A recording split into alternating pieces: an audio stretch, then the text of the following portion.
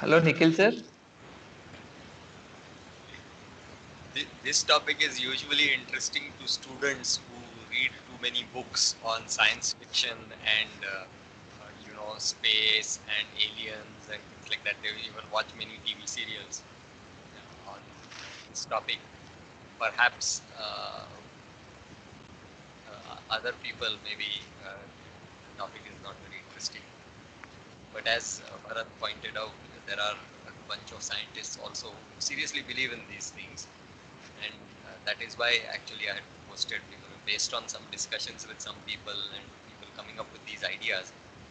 In fact, there is a lot of, if you look at the internet also, there's a lot of information or basically views or perspectives on this, essentially trying to convert the religions and spirituality into a misunderstanding uh, of alien people, you know, misunderstanding them to be gods.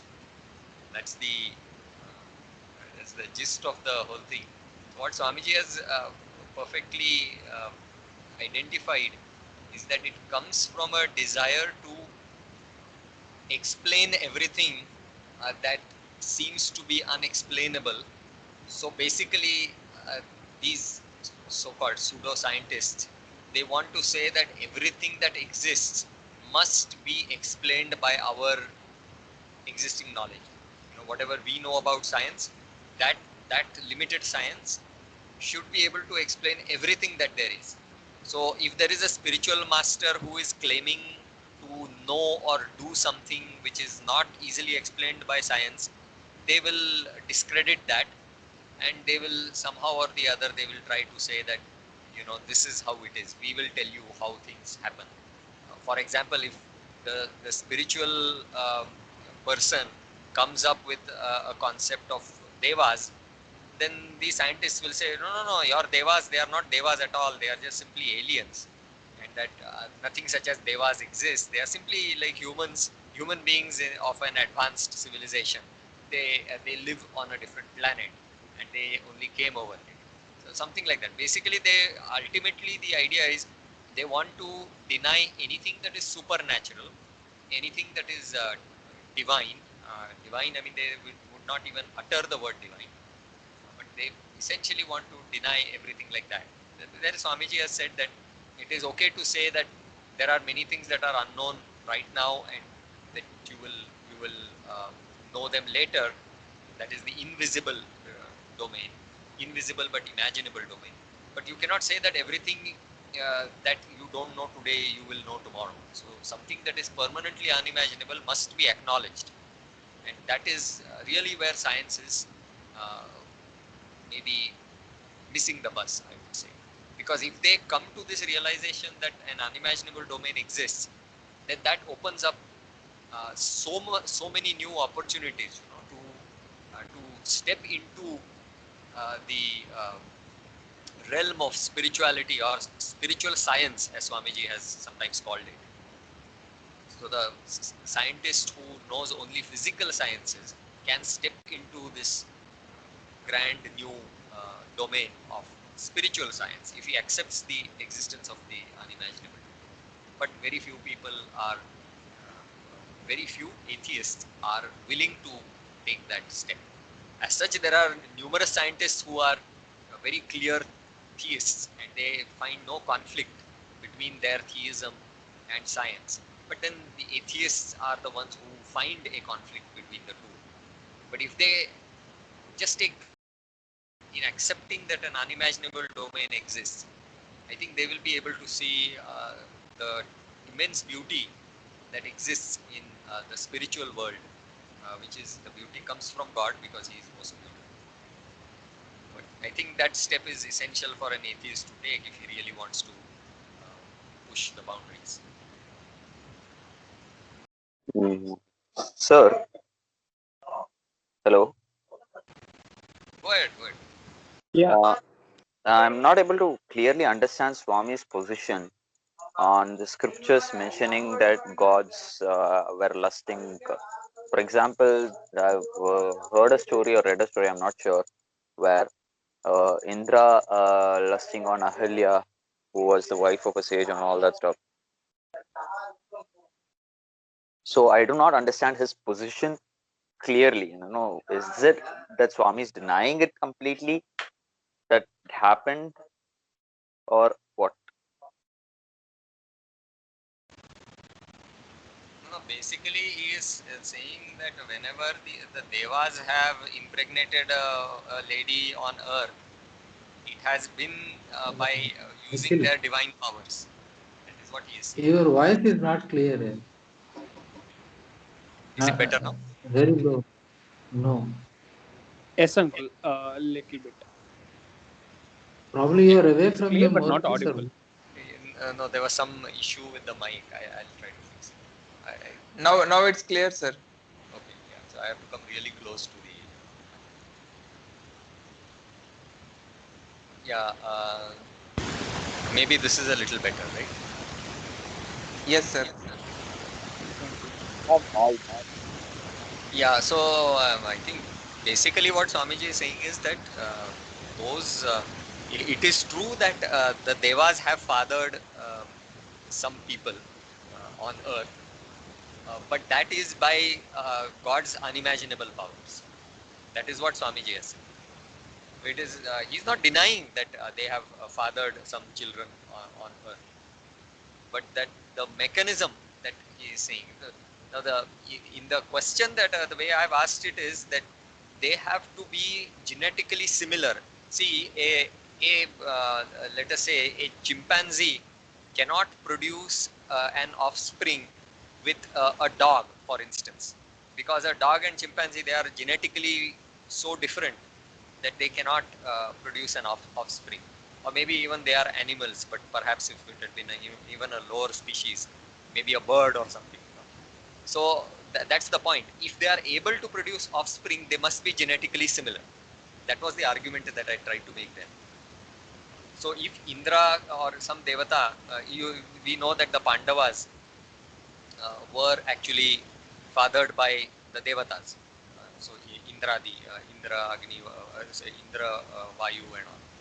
So the contention is that if they were able to produce offspring from a human lady, then they must be genetically similar. In other words, they are genetically the same as us.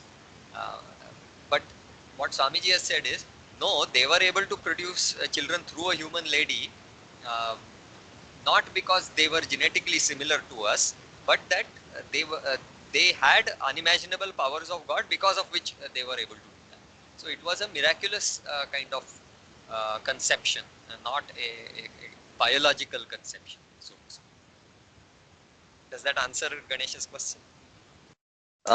Not entirely, sir, because okay, one part of it I understood, but the other part of it, because for any species to lust over the other sex, it has to be of the same species, right? So there are stories that Indra lusted over Ahalya. If I'm not, I think it is Ahalya, if I'm not wrong. Yeah. That Yeah. part is correct. That part is correct. How So that exactly happened? He might have come in human form. Yeah, Indra can also exactly. incarnate on earth, isn't it? Correct, right. So Ganesh, the story goes that he takes the form of sage Gautama. okay, so I missed the point that he took the. Okay, fine. नहीं उसकी भी history है ना in I think in the heavens Indra was interested in her, I believe, but her father married her off to sage Gautama. So Indra was basically I don't know if settling a score Nikhil or sir, Nikhil ah, sir. yes sir. Hello, sir. I know about this story. Means a little bit some clear. Even Ahalya also know that even Indra came in the form of Gautama, but even Ahalya also know that he is Indra, because but even Gautama I know. Maharshi. She says Devarajan to Uh, Vijaniyam. Something like that she says.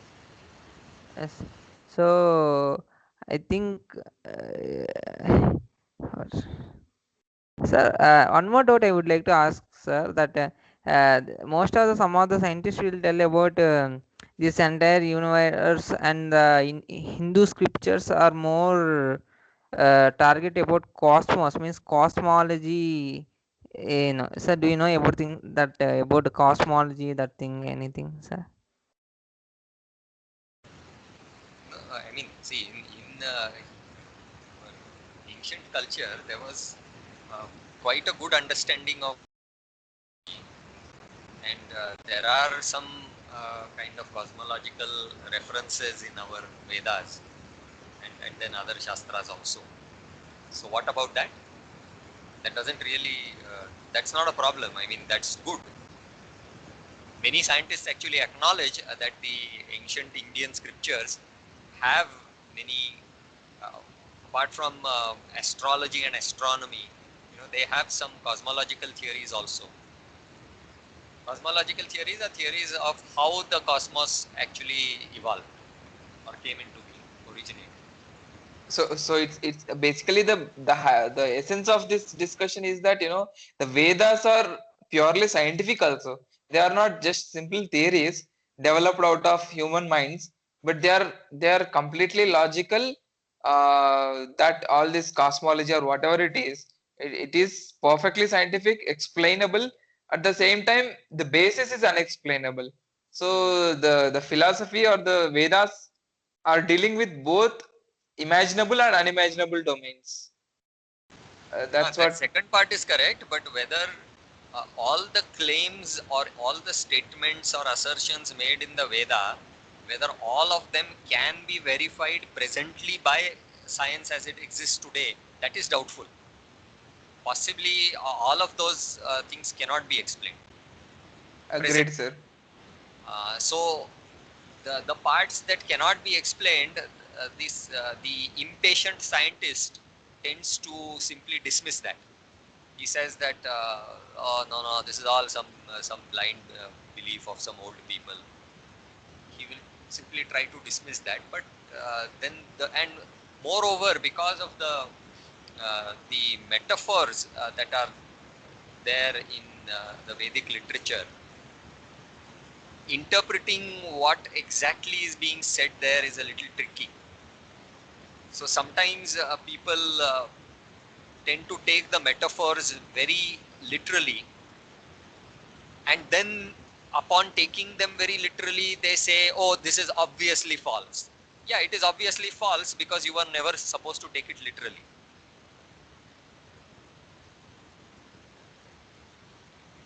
You get my point? So everything that is there in the Veda cannot be literally interpreted and then proved scientifically, because firstly, some of the things that are in the Vedas are not never to be taken literally. They were metaphors. Metaphors are like similes, but they are hidden similes. This is the first thing. Secondly, some of them may be statements of scientific truth. Scientific meaning something that is verifiable through perception or logic. So some of the statements made in the Vedas might be scientific statements which are scientifically verifiable, but they have not been verified yet, or presently we don't have the ability to verify them. So both of these categories exist. Understood, sir. Sir, I have another question. Hello. Go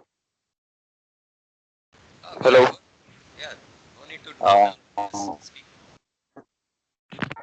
We've had this discussion before, but for the rest of for the rest of for the rest of people who are present here, I've had this discussion with Nikhil sir about dinosaurs, because dinosaurs is a very real concept according to science, and religion, let it be any religion, is very silent about them. So and we know that the yugas also are very old. They are not according to they do not conform with the theory of life that is hugely accepted on right now in the scientific community. And the in the Vedas or the scriptures completely deny that. They say that they were yugas, and these yugas are much older than what scientists predicted when human civilization actually started. So, but science has enough evidence with regards to dinosaurs and their exact um prediction of their lifetime. Uh, so my question is, so Nikhil sir said that humans might have existed back then, but uh, their purpose came to an end because Earth is a karma bhumi for only humans. It can be a hell for other species. For example, animals or insects. It's a punishment which is given by God. Only humans is karma bhumi. For others, it is a punishment, and it cannot be a place to gain fruit. So my question is, if humans actually coexisted with dinosaurs, why aren't the bones of humans found along with dinosaurs?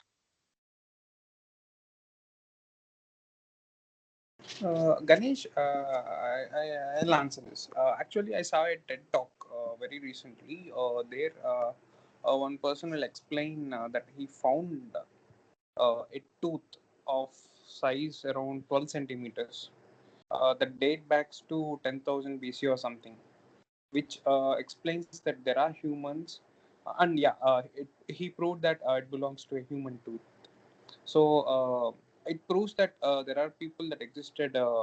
What we know, the current human generation, like what we know is like 2000 or 3400 or 4000 BC. But that proves there are humans lived on this earth around 25,000 BC. This is also not exactly sure. It can go way beyond.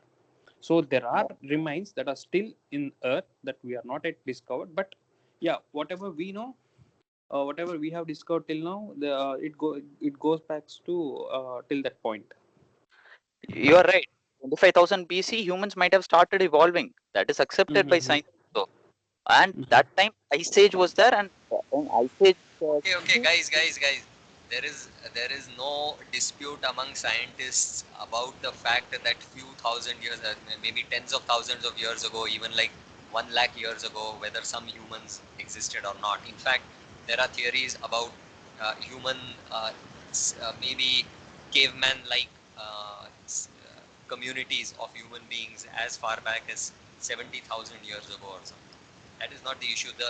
When we talk of dinosaurs, we are talking about the Cretaceous extinction 65 million years ago, when the dinosaurs are supposed to have been wiped out.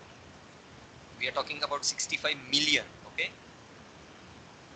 And you are talking about 30, 10,000, Yes, 30,000, yes. 70,000 years. There was no doubt that human beings existed during maybe tens of thousands of years ago. Human beings are said to have evolved something like maybe 2 million years ago. Okay, we are talking about 65 million years ago is the time of the dinosaurs. Hello. Yeah, so continue. Beautiful point, sir. Also, one more interesting point in this discourse I have noticed. But the yugas, hello. Ganesha's point is correct, that the yugas that we are talking about, one kalpa, coincidentally, or maybe it's not so much of a coincidence, um, goes back all the way to something like 4 billion years, which actually, according to uh, most theories, is about the age of the earth. And when you look at the age of the universe since the Big Bang, that is something like 13.8 billion years, which actually amounts to like 3 kalpas or something like that.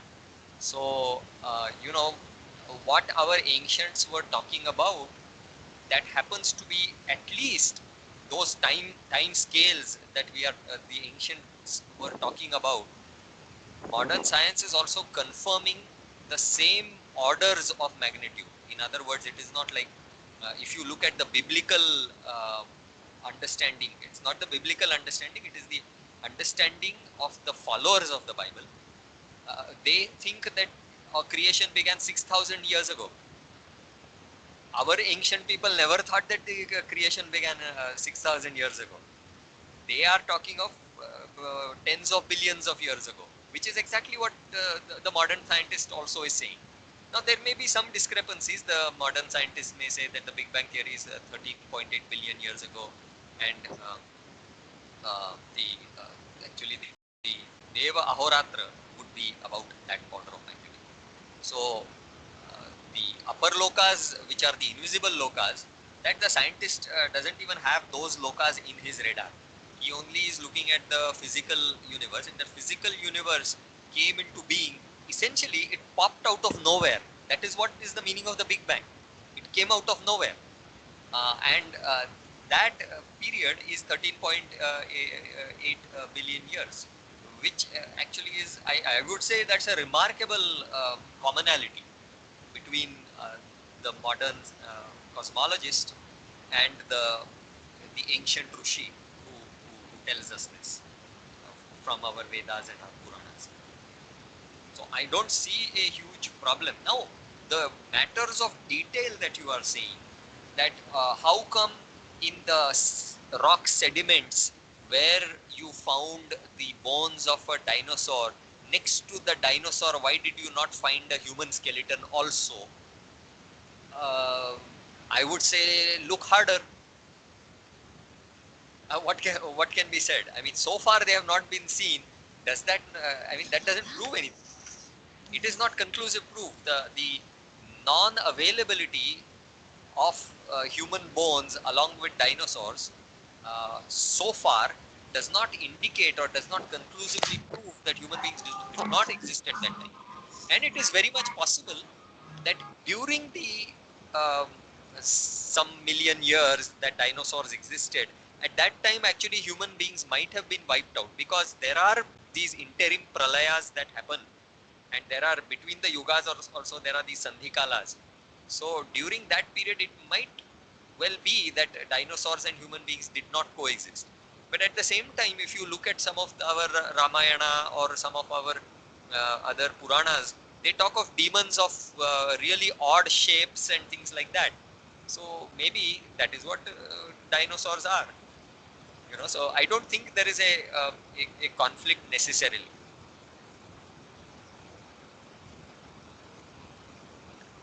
Sir, anyway, the possibility can always be there, because Swami very clearly in this discourse explained, when you said there is a possibility of life existing on other planets, Swami very clearly told that just because there are favorable conditions around in the atmosphere of other planets doesn't mean there can be life there.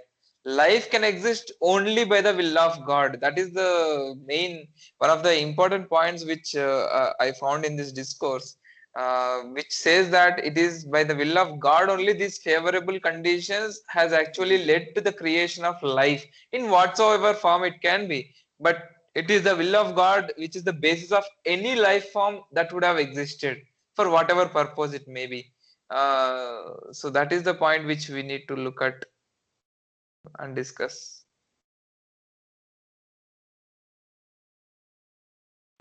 Absolutely.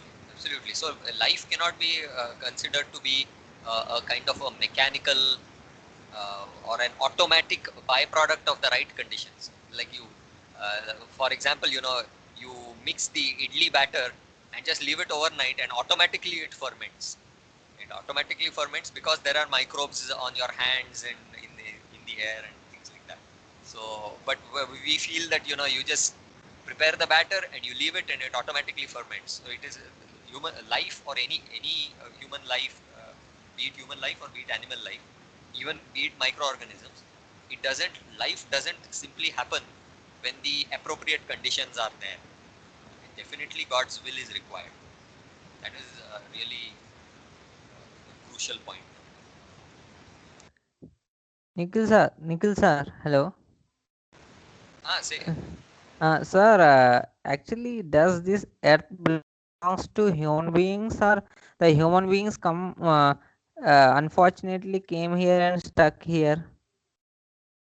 Because because why I'm asking this question is,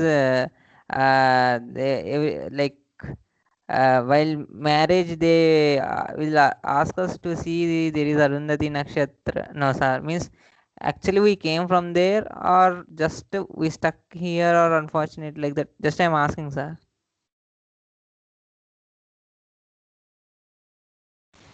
Who would like to answer that?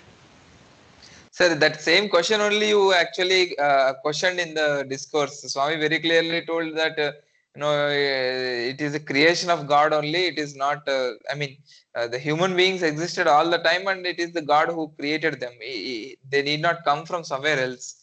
Even if there is a case like human being went on to the moon, basically the human being is created on the earth by God only.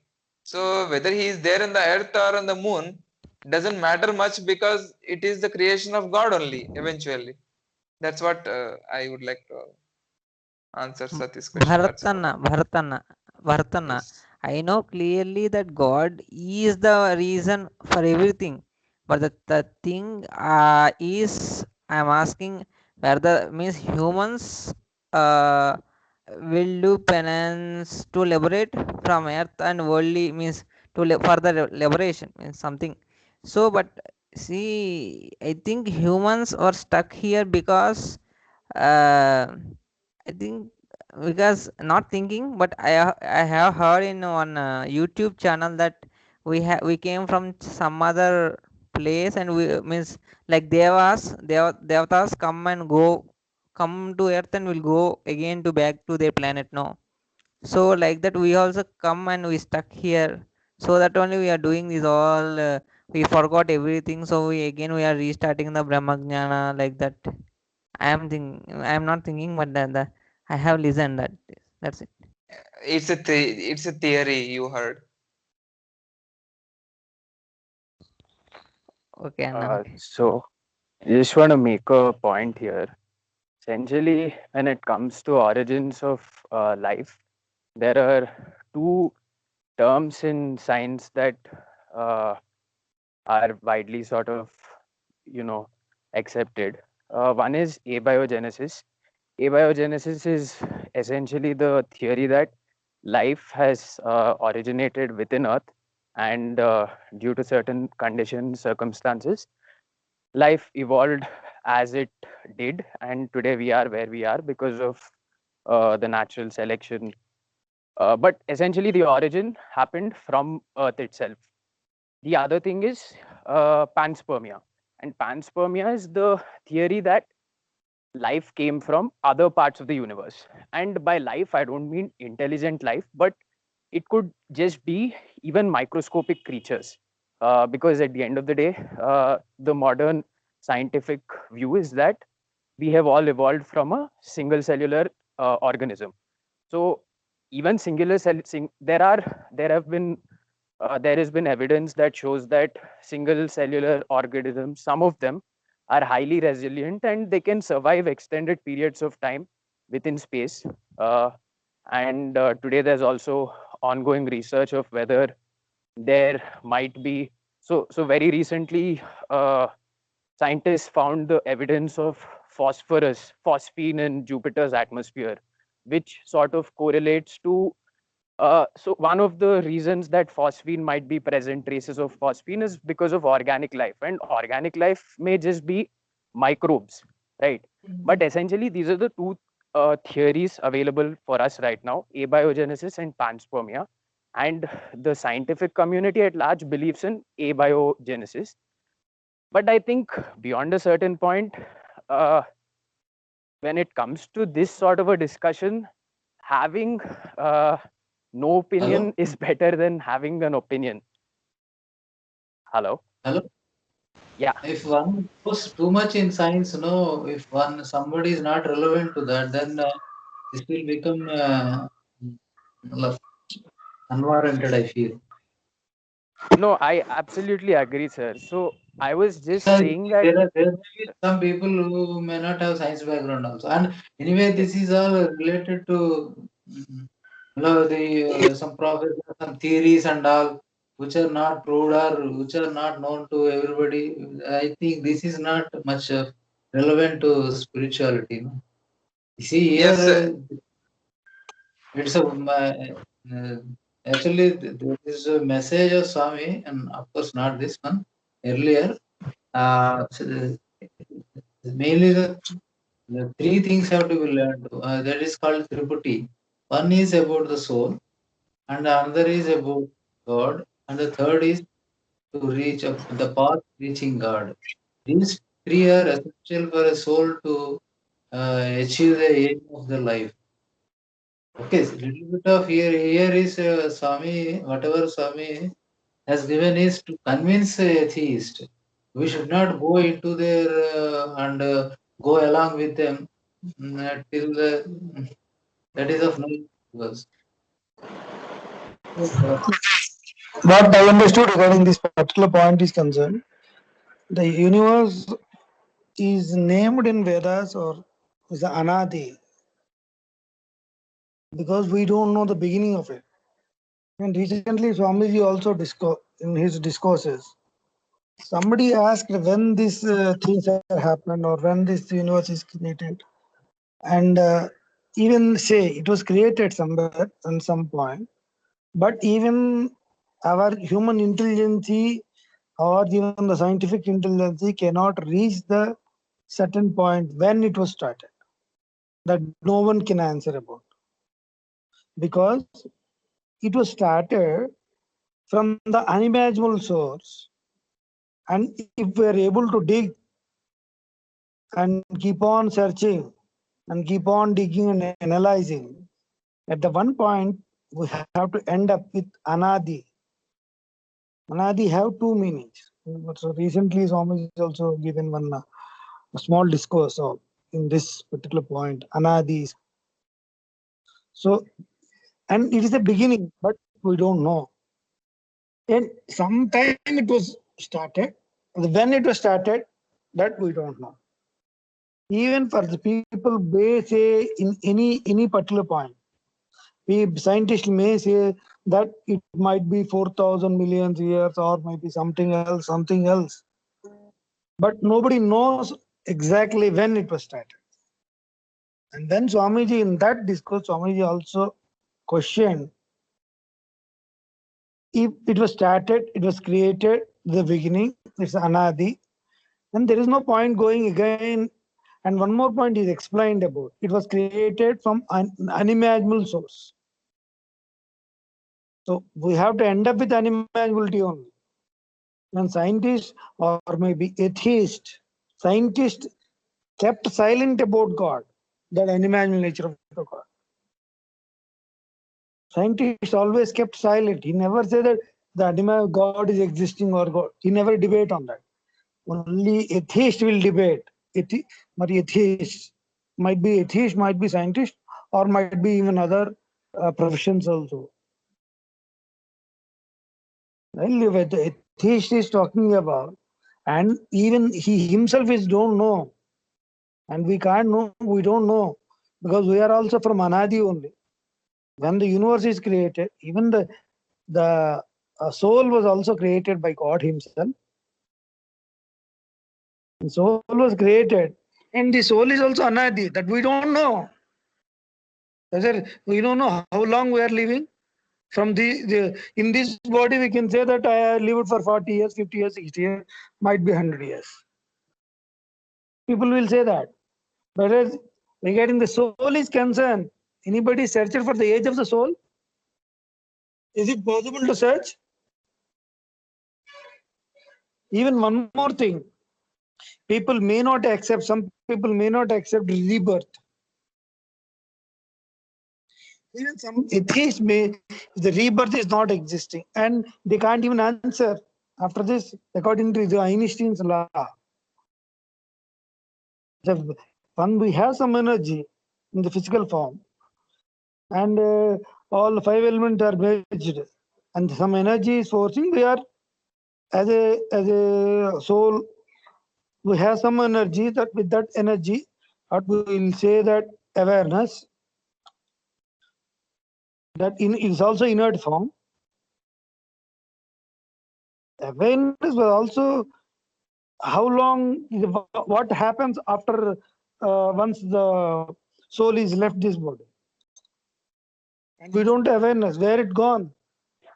Even that itself, don't know. The human intelligence cannot explain about. But Vedic, in the Vedicals, in Vedas and the it was told in that after leaving this body, it is going to the upper world that we cannot see by the normal human eyesight. We can't see that. Even some of the people are mentioning in the beginning. So in the upper world, we can't see. It is ruled out. Even scientists may even go out to the Mars. Whether in our physical eyes, we can't see anything over there. Just now, yesterday, I read an article actually regarding this point is concerned. And some of the people, one from Russian boy, I think, he's claiming that he's taken, he came from Mars. That the long back, the most advanced planet, and some people are they have the life, and some people are living over there. I came from that Mars. It's a Russian boy came from that Mars, and because of the atomic war that was took place, so all the planet was destroyed. So people, even the scientists, also thinking about whether this boy is telling the truth or not. And that boy is around 7 years old. How can he explaining about what is there in the Mars? And now the NASA also considering the words of that particular boy. Yesterday only I read that article.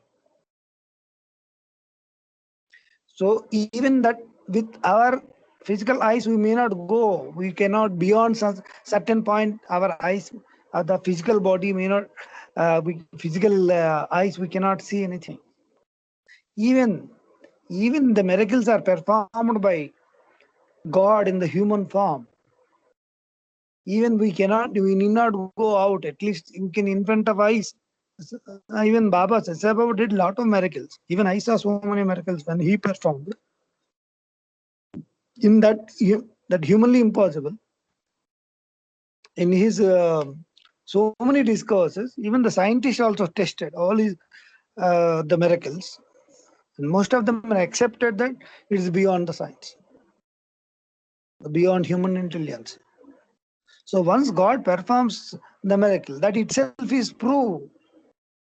Some atheists will be say that that thing is existing, or God no the world. They may say that the God is not existing. Even one point of time we can accept that God is not existing, okay? And we have to see even the probability, we can see that 50-50 probability. If he questions us as a theist, we cannot show that the entire universe we cannot roam, and we cannot show nothing is there. That we are claiming that there is upper world and hell and heaven, even Tapoloka, Janoloka, Satyaloka, whatever it was written in the epics. Whereas even the same probability comes to even the atheist also. He may even rudely may argue that he cannot even prove. So which is, we have to consider which is the better one. Even 50-50 probability is there, and the existence of God, even we can able to see and we can able to experience in the present world, and we will keep it aside for some time. If the God is existing, if the omniscient and omnipotent God is existing, that is going to be a benefit that establish a peace in this world. That is that the theistic psychology, theistic philosophy is always better than the atheistic philosophy. You can logically have to conclude.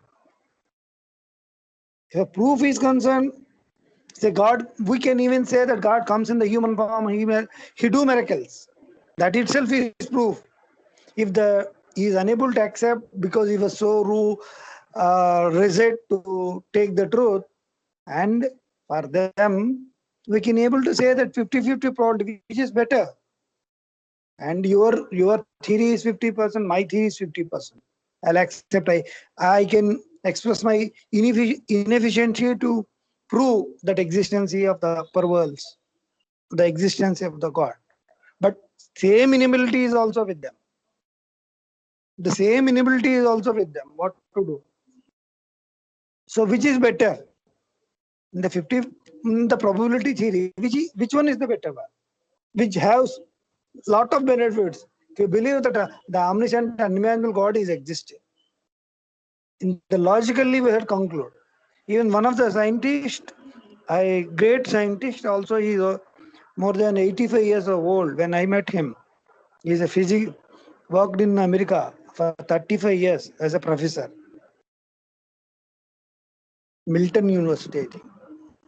And he himself is, with this logic and argument, he said, yes, scientist, he is also a theist in the beginning.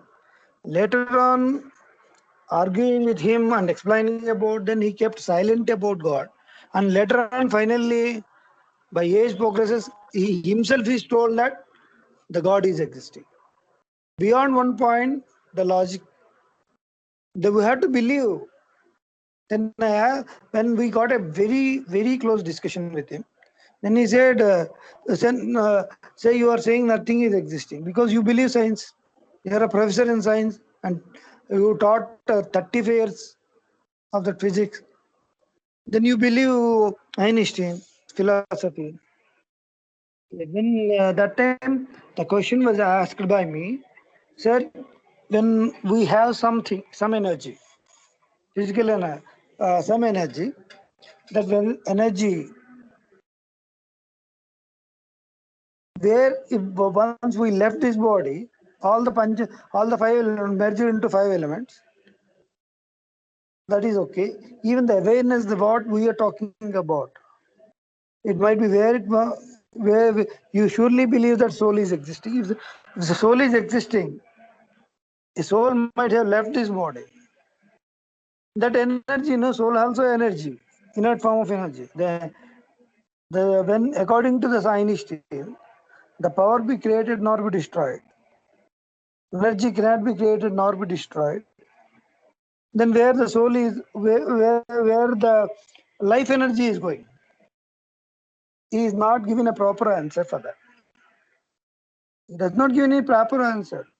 The life energy, where you can say how the life energy is generated, where in the womb of the mother, how the life energy is coming into the womb of the mother to the baby, giving the life energy. The two inert items are meeting together, egg and sperm. Then life energy, awareness, where the awareness is coming, who is putting that awareness into that? And once you leave this body, where the awareness is going? And we know that awareness is energy. It is merging into the economy. He said it is merging into the cosmos. Is it really so? Then if it is our cosmos, and so according to the Advaita philosophy, they may say that awareness is everywhere. Entire the world, cosmic energy. If it is a cosmic energy, and it should be everywhere, the awareness should be everywhere. But it is not nowhere. It is in the specific forms, that too in the living beings. Non-inert items, it is not existing. Non-inert items. In the inert item, live only in the living being we can able to find out the awareness. So according to say, it is merging into cosmic energy. So many souls are already left. So it might be roaming around. So according to the Bhagavad Gita, according to Krishna said, that soul take another form to change his form, and he take a new, just changing the shirt. Then he accepted, then that in that way, it is a proof of the Einstein's law. Then he started thinking about. He started thinking and finally concluded that whatever you said is a philosophy is true. That is why philosophers, he told finally that philosophers are always a step ahead than even the scientist. So regarding the ethical people, atheists, yes, we may even say counter them if we are if they are going very rudely. Say they don't know themselves very well, and they don't know they may say lot of things that we can even disprove them with their using their own logic. Whereas the so many benefits, so many merits for this, that existence of the God. The unimaginable nature, wherever you go deeper into that, anything, even we dig ourselves, we are finding, if we want to find out our soul, what is the soul, what is the awareness, where is the samskaras which is existing, how this body is generating, and after how we got the life energy in this body. Once we left this body, whether this is called as a body only. If you are going deeper into deeper and digging and analyzing about our own self atma, then one point of time at any last we have to conclude it with the unimaginable source only. If this body is maintaining like this body is maintained by the unimaginable source. If you go deeper into this, so if they are unable to answer for this, whatever it is, whatever they can able to see with apparently what they can, they may argue in that manner. If they started explaining, if we started questioning them, that what about you? Where are you? From where you came? From where you are going? They don't have any logic properly. They can't give the logic. That is the greatest thing in a Sanatana Dharma, the Hindu Dharma, and we believe on the rebirth, and we can the rebirth given the complete answer for everything. Even we don't know even when the creation has took place, but it was created by somebody. Even somebody told that Big Bang theory, black hole. Even if you go into that also, we can see even from darkness only it was created. We don't know whether it's the darkness or the brightness. If it is created by the darkness or the brightness, it is created from the unimaginable source. How the particle was created, nobody knows that. It was generated from the black hole. It was born from the, how we can say, if we ask how that particle was created, it is everything by source of the unimaginable God, unimaginable power. No one even till now, no one is questioned about. Nobody is find out answers for this. People keep on searching. Let them search for 10,000 or 10 million years also. They don't get answer for this. They have to end up with unimaginability. If they are ended up with unimaginability, obviously the existence of the God, unimaginable events are performed. God comes in the medium, human medium, or might be energetic medium. He does miracles. So that miracle itself is the proof that unimaginable nature was existing. Not only in the beyond the cosmos, but is existing even in the cosmos. That is why the God, that unimaginable God, merges into some medium and he performs and gives the experience of unimaginable events. That is existing, that's it. So if when it was created and where it was created, somebody may say, even I also write an article on that this universe is created. Say I can say 1 lakh crores year back. I can even write. Say I can have to substantiate my statement. I can give my own logic for that. Even nobody knows Exactly when. That is why it's called Anadi. Nadi. There is no Adi. But that there is no, we cannot say that there is no Adi. But we don't know the Adi of it. We don't know the beginning of it. Nadi. But we cannot identify Anadi. No one, they may say that 1 lakh years or 50 lakh years, 1 crore years, 1 lakh crore years. Even according to Hindu mythology, 72 lakh crores of years are passed away. That's what's written somewhere. That I don't know exactly. But even in the Hanuman Chalisa, Tulsi also written distance between Earth and the Sun. Exactly the what scientists now he is by with modern technology is calculating distance between Earth and Sun. Even the olden people, the great scholars are accepted the distance. They already measure the distance. It is already proved. Even the Tulsidas itself is written. So all these things are say in this world, whatever existing neti that we have to eliminate one only unimaginable event when it is performed. If you go deeper also, neti, this is not, this is not, this is not. But one point of time, I have to touch the unimaginability only. That source we don't know, and where and source of this universe and source of the creation and source of this energy we don't know. It is created from unimaginable things only, unimaginable God only, created by unimaginable God only. Even several discourses, Swamiji also explained very beautifully. When the things are happening from unimaginable to the imaginable medium, even that process also it is unimaginable, that we don't know. We may end up with that by concluding based on Anumana Pramana, based on the doubt, Anumana Pramana. We infer, based on inference, we have to conclude that the God is existing.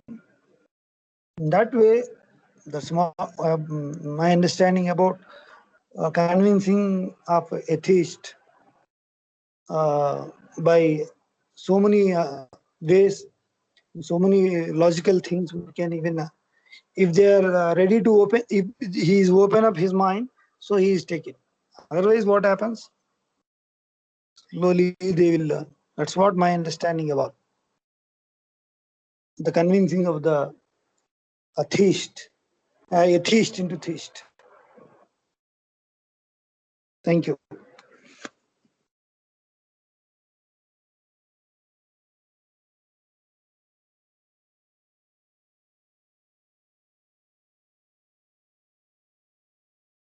Thank you. Thank you. Okay, Anna. Thank you, Anna. Thanks for the explanation. There is a question asked by Rajshekhar Garu. It's mentioned.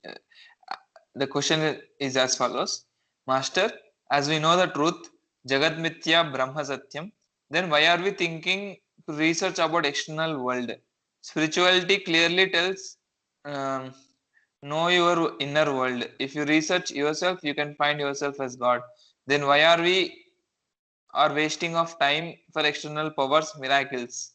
We should achieve the peace of sadhana with Guru grace and God grace. We have to give the experience of peacefulness by the Guru and divine knowledge. Yeah, that's the question. So why are we doing all this research if God is the highest? Even unless if we don't make research, if you don't do the research, how can we eliminate this is not God, this is not God, this is not God, this is not God? To eliminate the process. Say several examples was given by Swamiji in his discourses, several discourses, not only one. Say to find out the sodium chloride, and we had to eliminate we have the process to how to eliminate other things from it.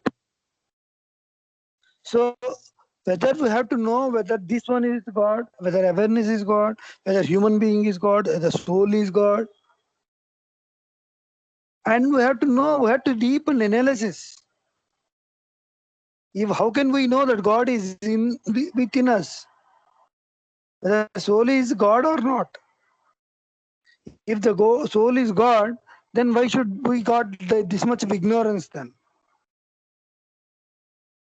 Then we have to search, analyze, and finally conclude whether it is God or not. So we have to search even our own self. If we are able to search our own self, whether we got the qualities of the God that has existed for God. We don't have any quality, not even a one quality of the God that we possess. We don't have. God have all the qualities. God be the creator. He creates and maintains and destroys. And he controls all the five elements. Can we control all the five elements? We cannot. And how can we say that we have to analyze? That Krishna can do that. Baba can do that. Jesus can do that. They can, but we cannot. Then how can we that even we have to search for inside? No, we have to search for outside also, whether God is existing or not. I have to find out and get the experience of the God from outside to find out the reality. If it is there within, even we have to search whether God is within me or not. Both internally and externally, we have to search for Him. Then only we can able to conclude whether we are God or the external things are God. Whether the tree is God, the stone is God. We have to search for it. If go even within also. So God always, even in the Veda also clearly stated that God is always in the Chaitanya, that awareness. So He always possesses the awareness. Without awareness, He can't exist. So with awareness only, He'll be always associated with awareness only always. Even we have to, as a human being, we also have the awareness. They know that our awareness and the God awareness can is one and the same. Even we have to search for that. Even if we search even inside also, that we don't have the powers to control. We don't have to, our energy, our awareness is very limited sort of freedom. Even we cannot even control our own things, our own organs. We cannot control our own senses.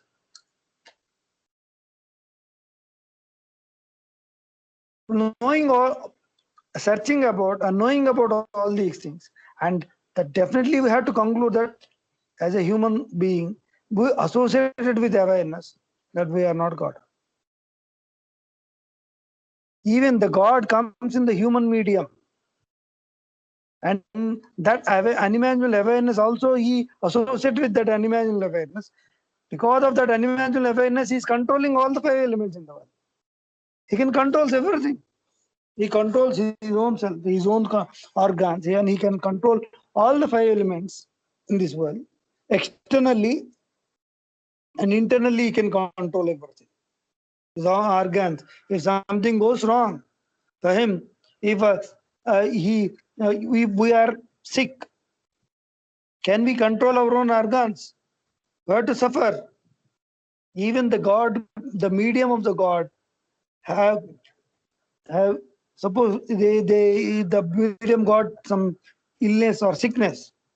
Even God can even that unimaginable awareness can even change that illness. He can even control that illness or sickness. Whereas we cannot do that. By analyzing like this, even externally also, we cannot lift the Govardhana. We cannot lift the big mountains like him. We can lift a small stones. But we have to see internal analysis. We have to find out whether we are God or not. Even internally and externally, we have to search for Him. And finally, at the end, according to Veda and according to sages, they written that Neti Neti, this is not God, this is not God, this is not God, this is not God. Then what God is? Who is the God? He is unimaginable power. The unimaginable awareness is associated with the human medium by Krishna, Rama, Baba, Jesus, Allah. This is a human media. And for them, we have to conclude whether externally, even that human media also available externally. What are the qualities that the medium, that God, the God, the medium of the human incarnation? We have to assess with them. We have to go and assess, analyze. What does he possess?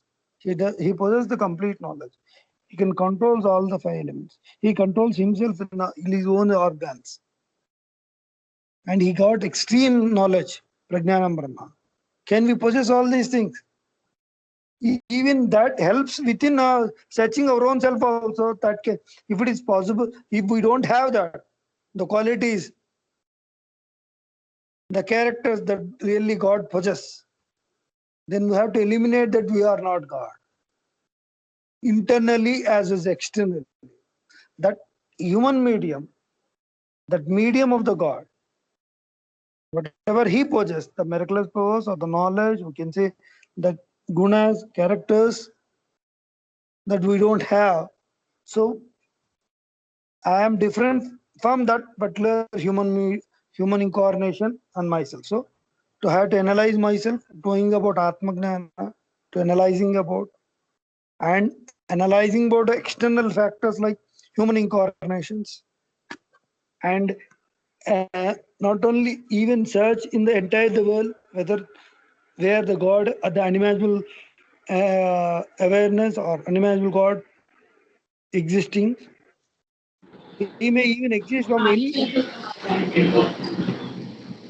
So that we have to analyze internally as well as externally both. Then only we will conclude. Once we got the complete knowledge, who gives the complete knowledge? The person who possesses that prajnanam. He only gives the knowledge. That only ultimately gives the peace. That ultimately realizes that we are not God. The external things are not God. In that external thing, the unimaginable God which merged with the medium, that only God. To find out that, to knowing about that unimaginable God, that medium, to identify that medium, we have to require this lot of analysis. Even knowing about ourselves and knowing about the world. Then only we can conclude and we can able to eliminate everything from this world, apart from God. So God in the media only the ultimate source for us. Anna? That's it. Yeah, Bharat. Anna, there is this incident from Ramakrishna Paramahamsa's Swami Ramakrishna Paramahamsa's life, no? That Totapuri tried to teach him that you are a god. Why are you praying Kali That is, like that? so whereas in this question, what he's asked about, you have to search within as well as outside. Why? That what we have to give the answer. You have to search even Okay. externally as well as internally. Then only we can identify the truth, and we can identify with that. We can even search for. You can eliminate all the things apart from the unimaginable God. So then only we can able to search. Then only we can able to go and surrender to Him. The analysis is very much required. So internally as well as externally. That's what the analysis should be done by each and every soul, each and every individual. So maybe I may be God. People may in a misinterpretation, misunderstanding. So they have to go and search. They have to go and search inside, and they have to go and search outside also. Then only the completeness will come. So even outside means why? Why I said outside? So God in the human form like Krishna and Rama, where that quality is what they possess, I don't have. So I had to distinguish between them. So that soul Krishna is different, that Rama is different, I myself is different. I don't have that kind of qualities. So internally you have to search and externally you have to search. Then only we can conclude and identify that unimaginable God, that unimaginable medium that can be available for us in our contemporary times. So both are very essential internally, and even some people are stressed knowing about you. Who am I? I have to search for it. Who am I? So once we're knowing about ourselves, and we have to know what the qualities of the God, what God possesses. So we have to identify. Knowing about means I am not God. I have to conclude, and not only if I have to conclude that. If before concluding that, I have to know the external qualities, that medium qualities, the unimaginable medium that possessed by God, the mediated God. Even I have to analyze. It's like me. He's appearing like me, like you, like them. So, but the characters and qualities are differ from that medium and this medium, this body. So, the very much is required, the external and internal. Then only if we don't see externally, we may even our analysis may go wrong. So it is not complete. So both are, we have must do analysis. Whether we are in Advaita or we are in Dvaita, whether we are God or not. If we are not God, and then what is God? Who is God? Then we have to search for outside. That Krishna is the God. Why Krishna is called as a God? He gave an excellent spiritual knowledge and did lot of miracles.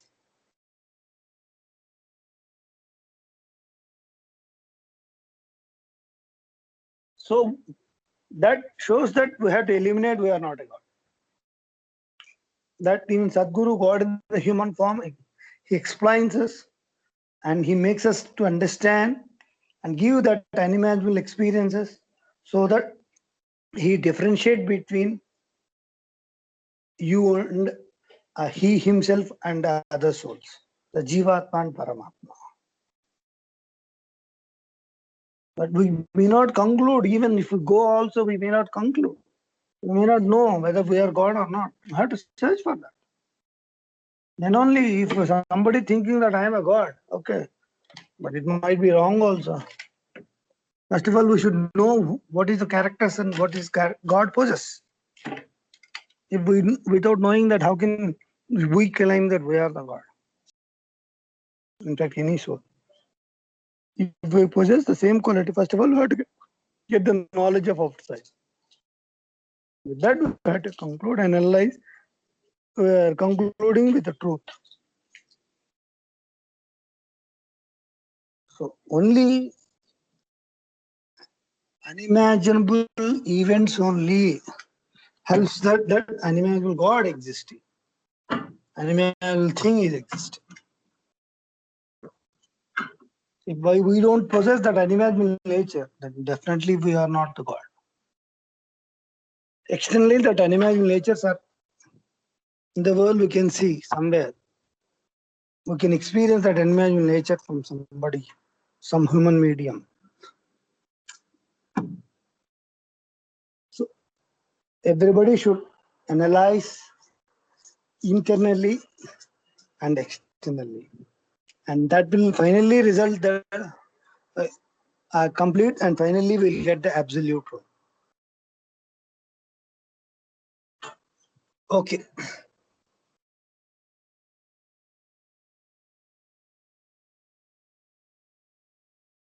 Thanks, Anna. Does anyone have any more questions?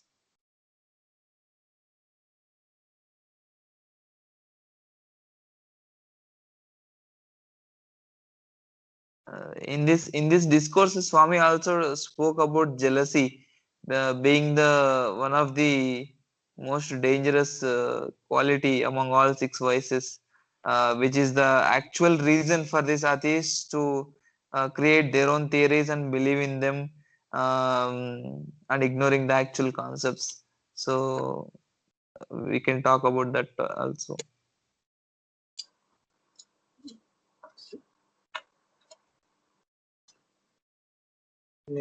Say, Bharat, jealousy generally it will form everywhere. In fact, so accepting that the greatness of the common, the mediate, the God in the human form, or so people definitely they're jealous about, and if the God possesses lot of miracles, and that leads to lot of jealousy, and with that jealousy, even some incarnation were cruelly even crucified by their own devotees also.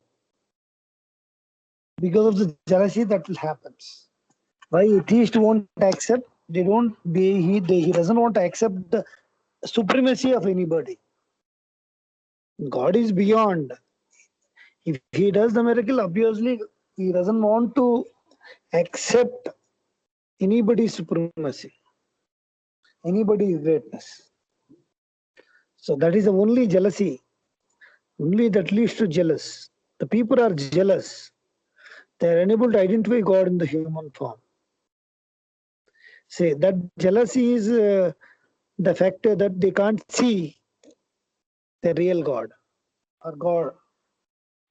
They don't open up. They will close themselves in their room. That's why they shut themselves into closed circuits and they develop their own logic. Basically, jealousy is the factor. The behaving like that, jealousy is the factor. Apart, say, even say accepting that God in the human form is no doubt is a tough one. Still, people unable to accept the supremacy of anybody. That will be there in every step. Even not only atheists have a lot of jealous about God in the human form, or accepting not only human form, even the energetic incarnation also, energetic form of the God they may not accept. That shows that no God is existing. God is not existing. They may even say, out of jealousy, they are uh, they will talk like that out of jealousy. Once the person who overcome the jealousy, they can able to see the reality. They have to realize. And finally, the thieves are moreover like they're believing that God, why they are turned into theism, at least they are a little bit smart. At least they want to that use that miraculous powers, the the energy of the God for their personal purposes, for their selfish deeds. They want to use that. That is why most of the theists also believe that only by not accepting really God have a lot of powers, so let me use him for my fulfilling my desires. That also internally jealousy is there, but still why they are accepting to fulfill their desires, only the ultimate power is required, that is the God.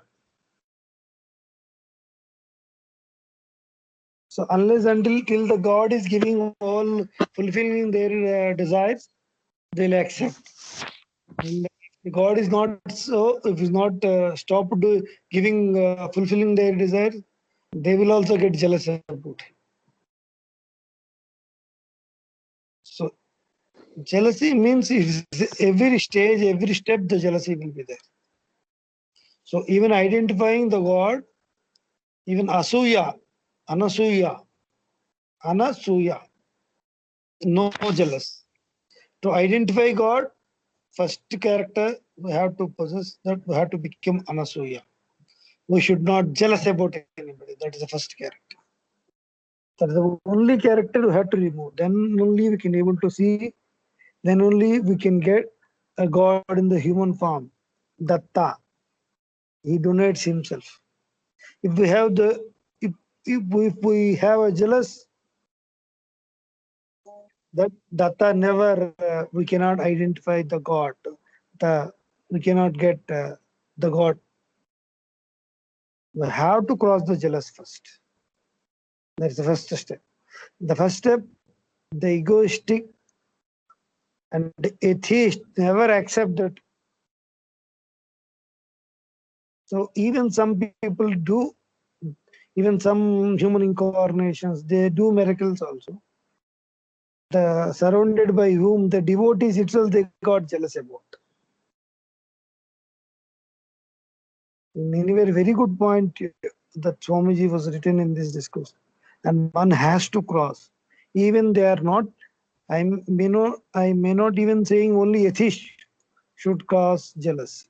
No, at every point of time, every stage, every day, every thought, every minute, the jealous is there. So we have to be very careful whether we are a atheist or the theist. We should be careful about this jealous. The persons ones who overcome the jealous, then the Datta, the Lord in the human form, he himself donates for that kind of a souls. For that souls only God donates himself. And he became Datta. So not for the atheist, not for the theist. For everybody should help to overcome the jealous. We don't cross the jealous, what will happen? Datta, we may, definitely we are going to miss Datta, the God in the human form, the medium. So as all the devotees, we should be very, very careful for ourselves that jealous should not come. So jealousy is a very, very, in the spirituality, even the most toughest thing. As my personal experiences, I learned that the jealousy is the most toughest thing. One has to cross. The person who crossed, definitely that Lord, he himself, the Lord Datta, he himself donates to them. So we should be very, very careful about the jealousy. Even not for the atheist, even for the theist, and especially even for the devotees also. So why the jealous comes? Because of the common media. Because of the common media, repulsion, the jealousy. The repulsion is nothing but a jealousy. Common medium repulsion is called jealousy. Even the Anna, devotees. Yes. Bharat? Swami wrote one interesting point in one of the discourses while I was reading. I found that you don't need high degrees to understand that God exists. You just need common sense. Like that, Swami wrote. Yes, common sense. We have to see how the life is going on around, how the world, entire the world, how it is running based on His will. We can, while seeing and observing this world itself, we can say that how beautifully He is arranged, how beautifully He created. The common sense, if we apply, definitely we can see, we can analyze the existence of the world. No, because of the only the jealousy, everybody should understand, they will know why they don't accept, because of the jealousy. If we have jealousy, we never cross. We lose the God in the human form, the medium. So most important point is the jealous. I don't think so. It is meant for only atheists. It is meant for even the theists and the devotees also. That's why I feel it. That's my belief. Okay, Bharat.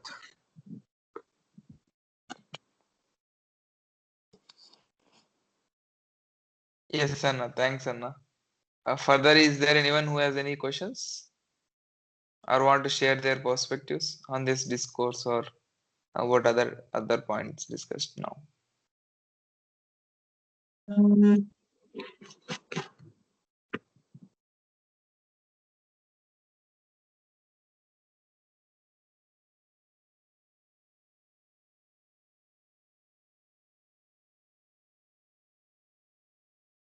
Okay, I think no one has any more questions left. Somebody should do bhajan or something like that. Yes, Good. Anna. Bharat, why don't you try today? Oh, myself, huh? Yes, why not? Okay, Anna. I will try. I might do mistake, but I will try. You try. What is it? Who said you are doing mistakes? Okay. Just you try, make a trial. What is that? Okay. So I will try to sing this Sankatamochana bhajan, Anna. Oh, sure. Go ahead. Okay.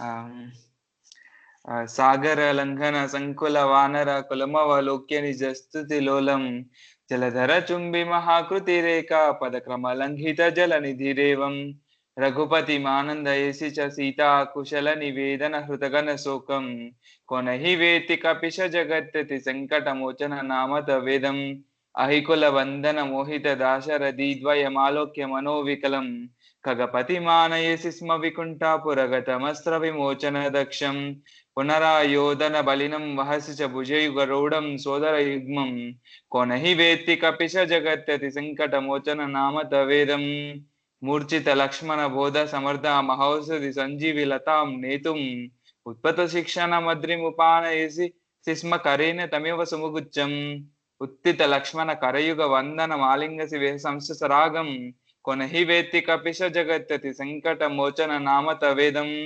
శతముఖ Ravana హృతరఘు నాయక మంబ బలిపశుముపగత మోహం పునరానేసి సదమసురముపగత జీవం విధాయ పాతలేశం రాఘవచర మూర్ధ్వముఖం కృత్వా నమ్రం మరసి చ యుధి దశకంఠం కొనహి వేత్తి కపిశ జగత్యతి సంకట మోచన నామ తవేదం శృంఖలయానేత శనైశ్వరమపి మోచయసి స్మస్సు చ సాతం కోమే సంగడయ హనుమన్ గురు సోదర మామవదయ్యా దీనం కదమపి యోగ్యో నాహమ కారణ కరుణైవ తవ హి కారణమేకం కోనహి వేత్తి కపిశ జగత్యతి సంకటమోచన నామ తవేదం వానర సింహ గగేశ వరాహ హయానన పంచానన శివరూపం వైష్ణవ తిలకం భవిష్య జగతాం ధాతారంత్వాం నమామి దేవం త్రిమూర్తి తత్వం సాక్షాత్ దత్తం పరబ్రహ్మ హి లీలా దాసం కొనహి వేత్తి కపిశ జగత్యతి సంకటమోచన నామ తవేదం హే కనకాంసుక కాంచన కొండల వందే త్వాం హనుమంతమనంతం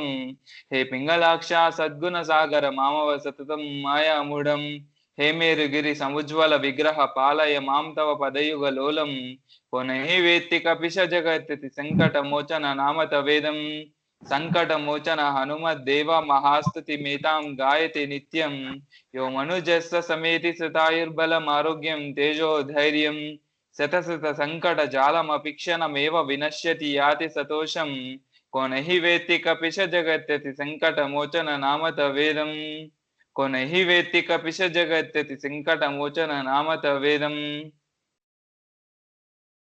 భజ భజ భాస్కర్ కూడా చెప్పు దాని తర్వాత.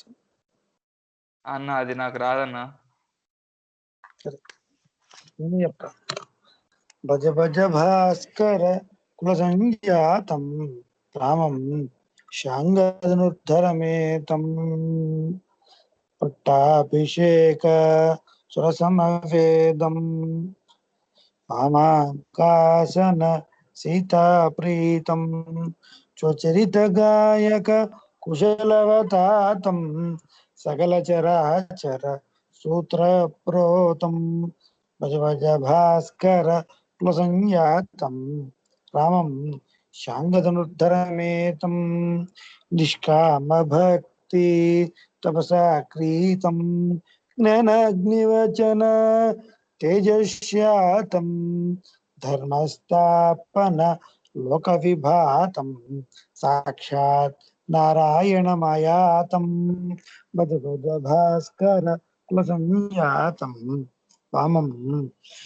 शङ्गधनुर्धरमेतं वाल्मीकिसुकवि कविता गीतं स्वदर्शकथा गङ्गापूतं हनुमद्भुज पीठासननीतं केवलसायक दशमुखपातं भज भज भास्कर कुलसंज्ञातं रामं शाङ्गधनुर्धरमेतं पट्टाभिषेक स्वरसमवेदं वामाङ्कासन सीताप्रीतं स्वचरितगायक कुशलवतातं सकलचराचर सूत्रप्रोतं भज भज भास्कर कुलसंज्ञातं रामं शाङ्गधनुर्धरमेतम्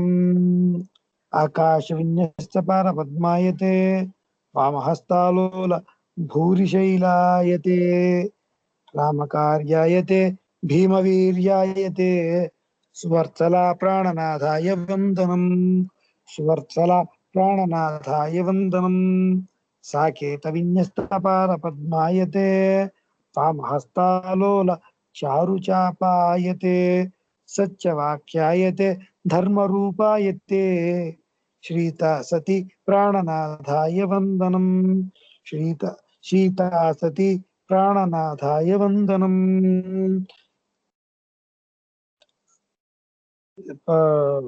सर्वविश्वन्यस्तपारपद्मायते वामहस्तालोल वेदशास्त्रायते ज्ञानसूर्यायते दत्तरूपायते श्रीवेणुगोपाल कृष्णाय वन्दनम् श्रीवेणुगोपाल कृष्णाय वन्दनम् श्रीवेणुगोपाल कृष्णाय वन्दनम् परब्रह्मसमारम्भां श्रीदत्तात्रेयमध्यमाम् श्रीदत्तस्वामिपर्यन्तां वन्दे गुरुपरम्पराम् श्रीगुरुदेवदत्त श्रीगुरुदेवदत्त श्रीगुरुदेवदत्त